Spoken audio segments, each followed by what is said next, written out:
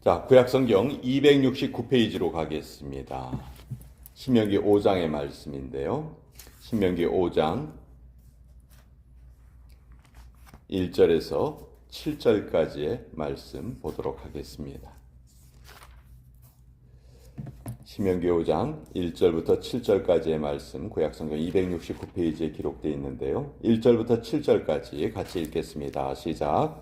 모세가 온 이스라엘을 불러 그들에게 이르되, 이스라엘아, 오늘 내가 너희의 귀에 말하는 규례와 법도를 듣고 그것을 배우며 지켜 행하라. 우리 하나님 여호와께서 호렙산에서 우리와 언약을 세우셨나니 이 언약은 여호와께서 우리 조상들과 세우신 것이 아니요 오늘 여기 살아있는 우리 곧 우리와 세우신 것이라.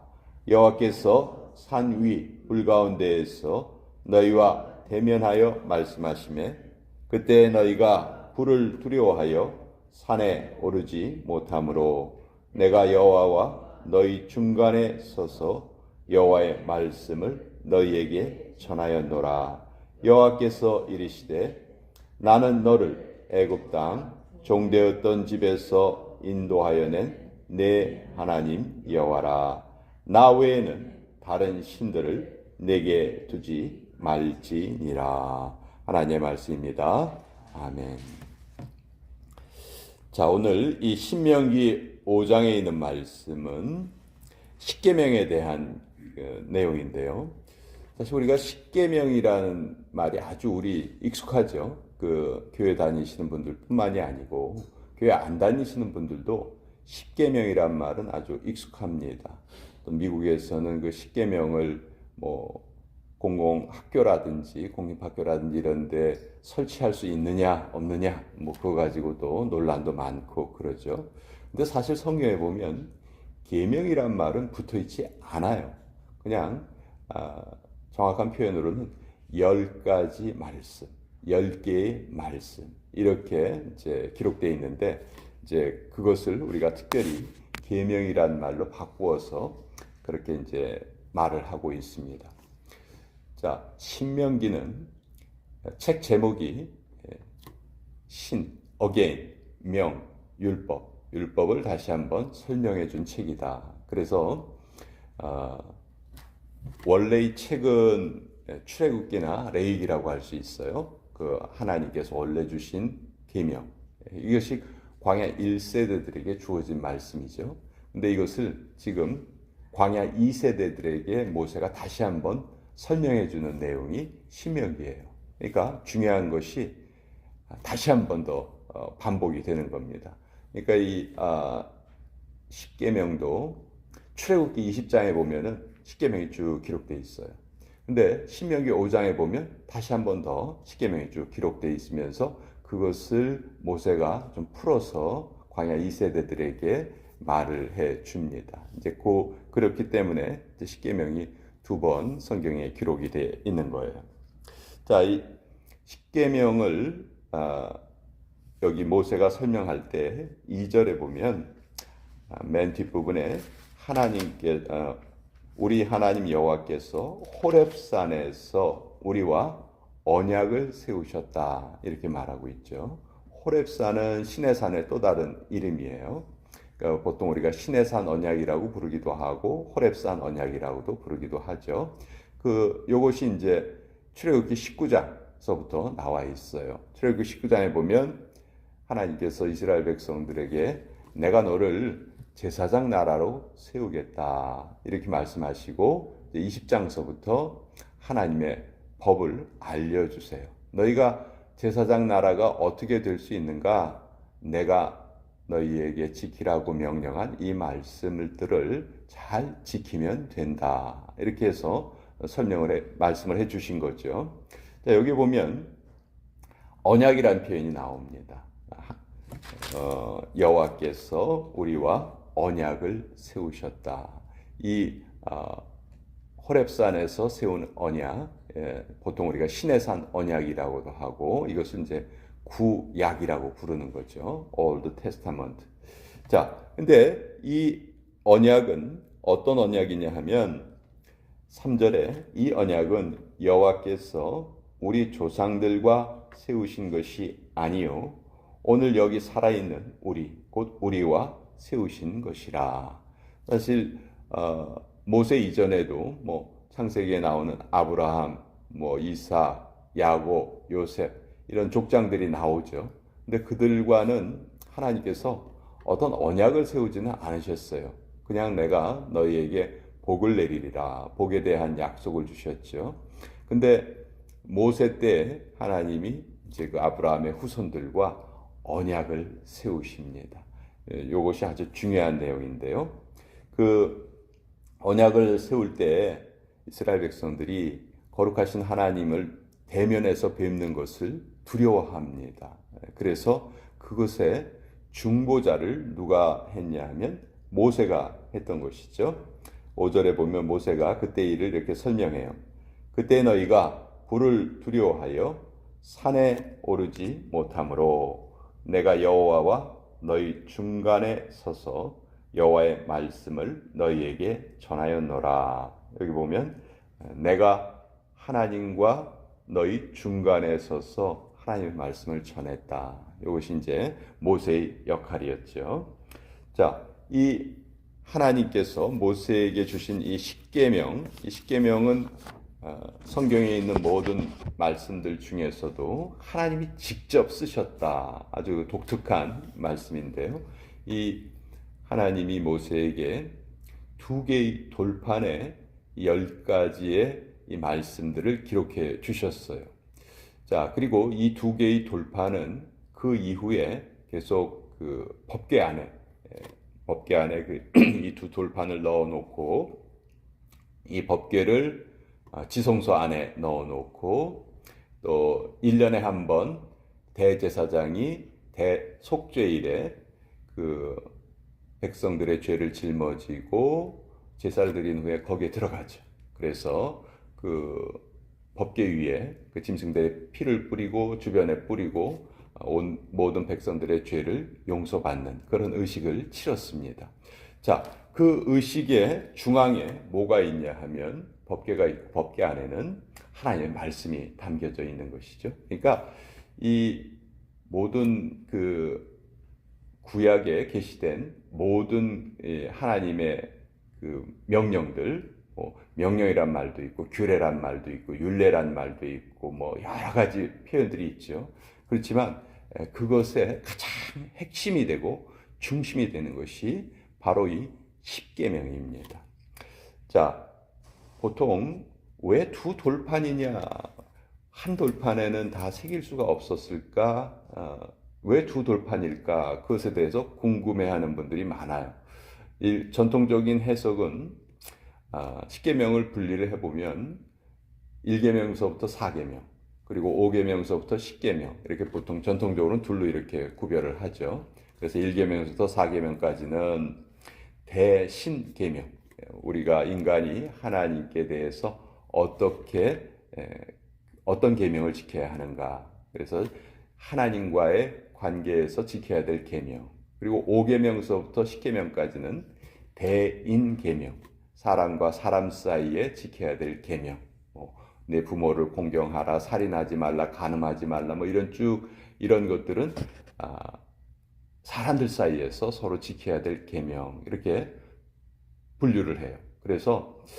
그리고 단어 수도요. 1계명서부터 4계명까지의 단어 수와 5계명서부터 10계명까지의 그 히브리어의 단어 수가 거의 동일합니다.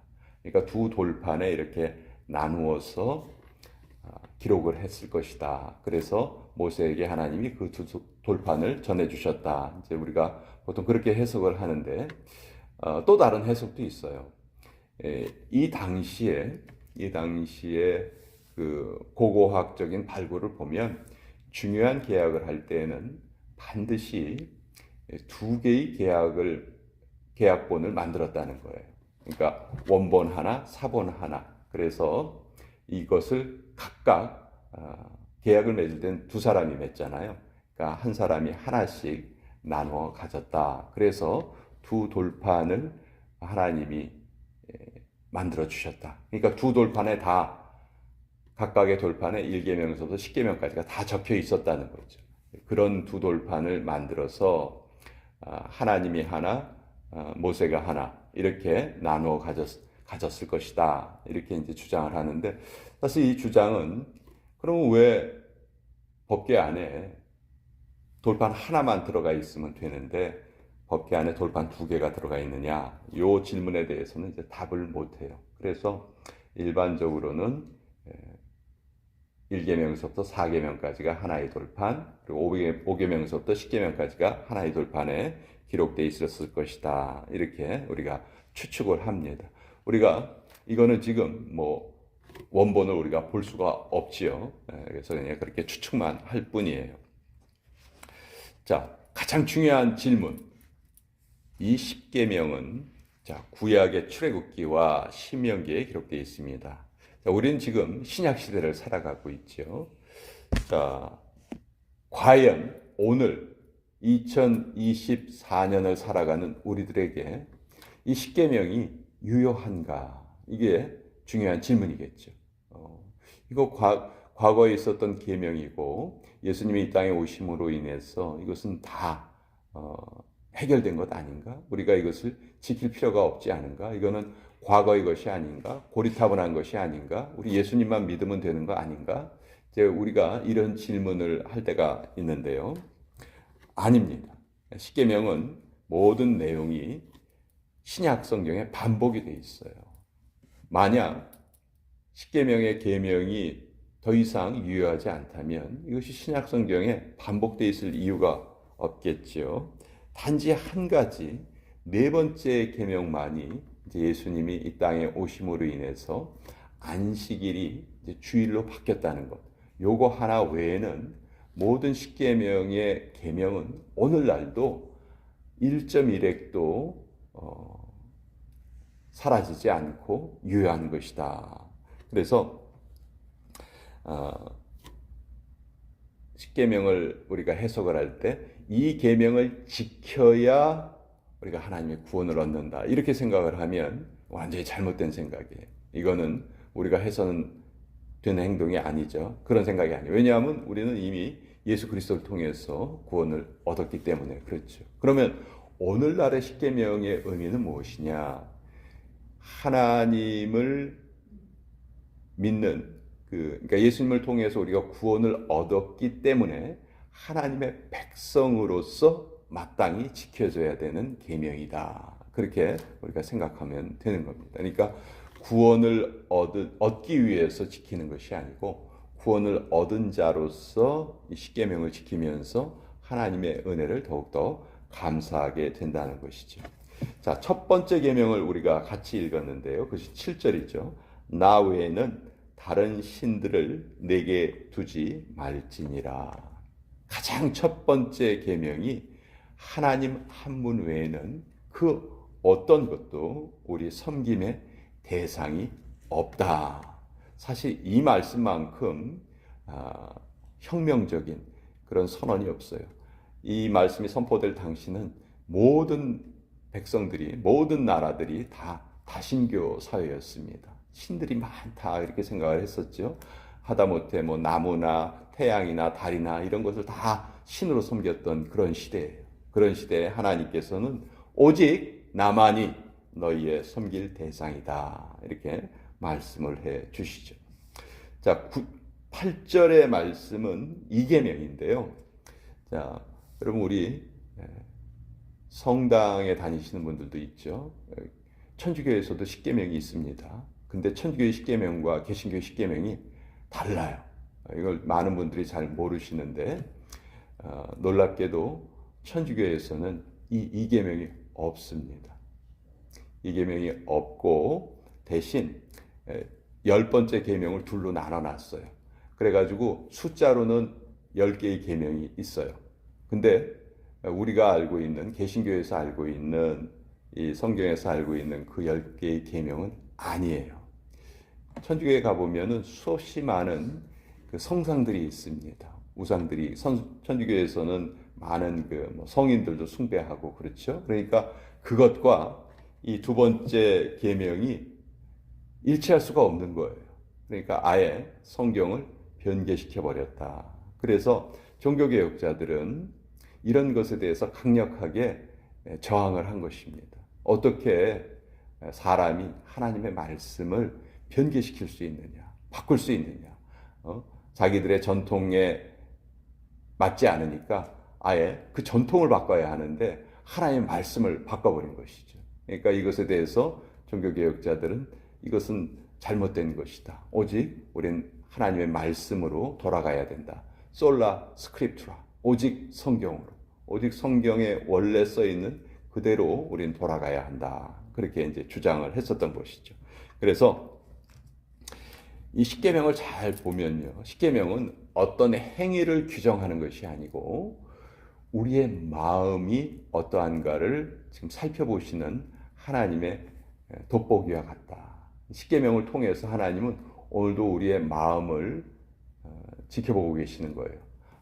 저는 오늘 도둑질하지 않고 간음하지 않고 살인하지 않았습니다. 저 괜찮죠? 잘 살았죠?